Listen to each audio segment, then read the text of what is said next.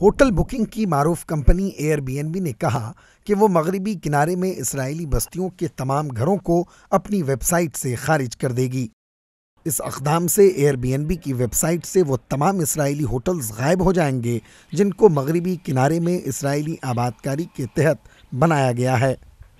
Company کے اس فیصلے سے اسرائیل چراغ پا ہے اور اس نے کمپنی کے خلاف اضافی ٹیکسز عائد کرنے کا اعلان کیا۔ مجھے نہیں لگتا کہ وہ اپنے مقاصد میں کامیاب ہوں گے۔ یہاں کے متنوع ماحول میں وہ ایک پل کا کردار ادا کر سکتے تھے۔ لوگ بحیرہ مردار کے پاس کے ان خوبصورت مناظر کو دیکھنا چاہتے ہیں۔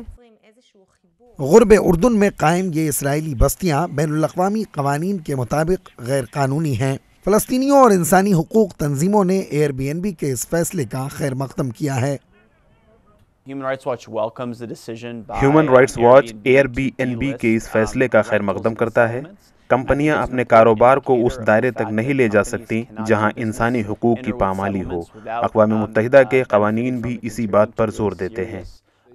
فلسطینیوں اور انسانی حقوق کے کارکنوں خصوصاً بائیکاٹ اسرائیل تحریک بی ڈی ایس نے ایئر بی این بی کو اس وقت تنقید کا نشانہ بنایا تھا جب اس نے مقبوضہ غرب اردن کی اسرائیلی بستیوں کو مکان کرائے پر دینے کے لیے اپنی فہرست میں شامل کیا تھا۔